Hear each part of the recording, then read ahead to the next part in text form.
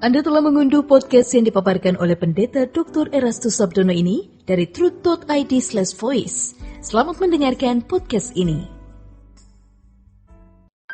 Shalom saudara sekalian, salam sejahtera dalam kasih Tuhan kita Yesus Kristus. Kebenaran hari ini 17 Juni berjudul Pemimpin Gereja. Mereka yang paling bertanggung jawab atas keadaan kekristenan yang telah begitu merosot dan mengalami penyimpangan adalah pemimpin gereja dan pengurus sinode atau pusat pemerintahan gereja. Sebab mereka adalah orang-orang yang dipandang oleh jemaat sebagai perwakilan dari Allah untuk mengatur gereja. Banyak jemaat awam merasa tidak memiliki akses langsung kepada Allah seperti yang dimiliki para pemimpin gereja, sehingga umat begitu mempercayai mereka. Ditambah lagi dengan pola keberagamaan pada umumnya yang memandang bahwa tokoh agama adalah mediator antara Allah dan umat, maka umat semakin menaruh harapan dan keyakinan kepada para pemimpin gereja sebagai mediator dengan Allah. Dari hal ini bisa dimengerti betapa besar pengaruh pemimpin gereja terhadap kehidupan umat. Kondisi ini memberi peluang atau berpotensi terjadinya dominasi para pemimpin gereja kepada umat. Betapa rusaknya kehidupan iman orang percaya kalau para pemimpin gereja tidak mengalami perjumpaan dengan Allah dan hidup berjalan dengan Dia. Para pemimpin gereja yang tidak mengalami perjumpaan dengan Allah dan tidak hidup berjalan dengan Allah menyusun tata gereja, anggaran dasar, dan segala bentuk manajemennya hanya untuk kelangsungan sebuah organisasi yang syarat dengan kepentingan organisasi semata-mata. Tentu saja mereka tidak memahami dengan benar kepentingan kerajaan Allah yang muatannya adalah mengubah kodrat manusia. Karena mereka sendiri, para pemimpin ini tidak mengalami perubahan kodrat, bagaimana bisa membangun pemikiran yang berorientasi pada perubahan kodrat, saudara? Iya kan? Orang yang tidak mengalami perjumpaan dengan Allah tidak akan pernah mengalami perubahan kodrat. Setinggi apapun jabatan dalam sinode atau kepemimpinan di dalam gereja. Betapa berbahayanya mereka bagi masa depan gereja. Hal ini disinggung Tuhan di Matius 15 ayat 14, saudara. Orang buta menuntun orang buta. Sinode yang ketua dan pengurusnya tidak mengalami perubahan kodrat menjalankan roda pelayanan hanya demi terselenggaranya kegiatan organisasi. Mereka tidak dapat menjadi pipa saluran pikiran dan perasaan Allah serta rencana Allah bagi gereja secara komunitas dan kehidupan umat secara individu, saudaraku. Hal ini hanya melestarikan dan membangun hidup keberagamaan semata-mata, tetapi tidak menghidupkan kehidupan Yesus. Gereja hanya menjadi organisasi semata-mata, tetapi tidak menjadi organisme yang hidup. Sinode seperti ini tidak akan pernah dapat membangun persaudaraan dan kekeluargaan yang ideal sesuai dengan doa Yesus dalam Yohanes 17 ayat 21.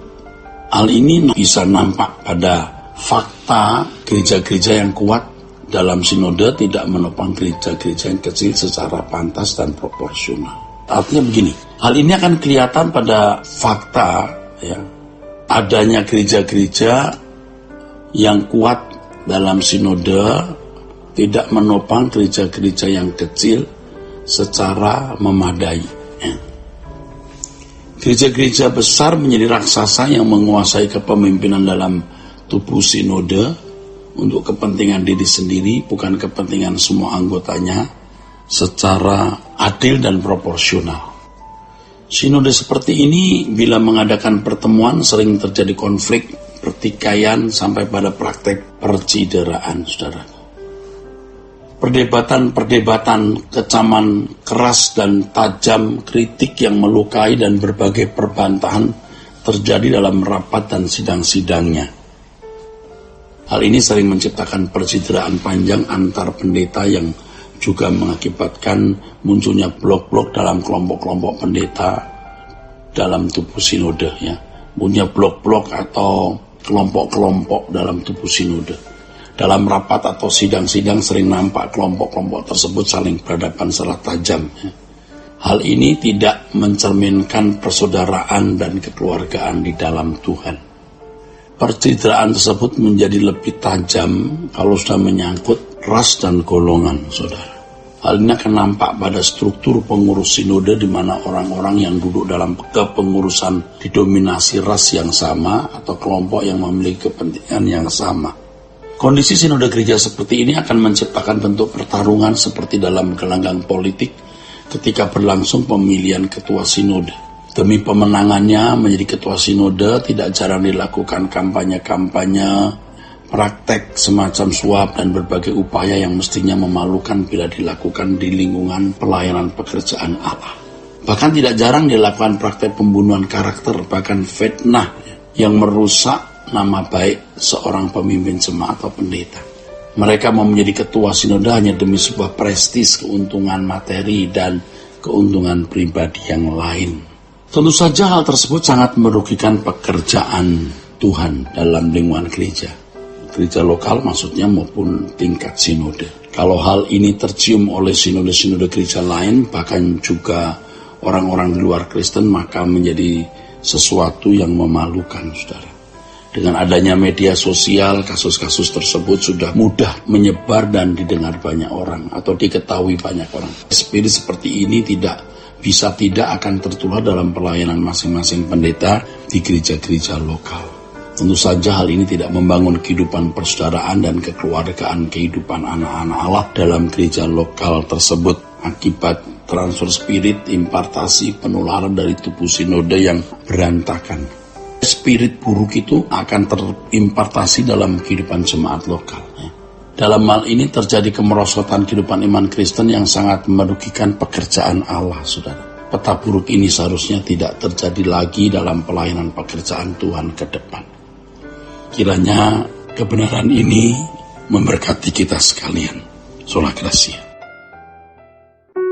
Untuk berlangganan renungan harian dalam bentuk cetak, silakan hubungi Truth Literatur di nomor telepon 0878 7870 7000. Untuk mendapatkan CD khotbah, MP3 renungan Truth, dan CD album lagu produksi Sola Gracia, Anda dapat menghubungi di hari dan jam kerja di nomor telepon 021 638 60953. Tuhan Yesus memberkati.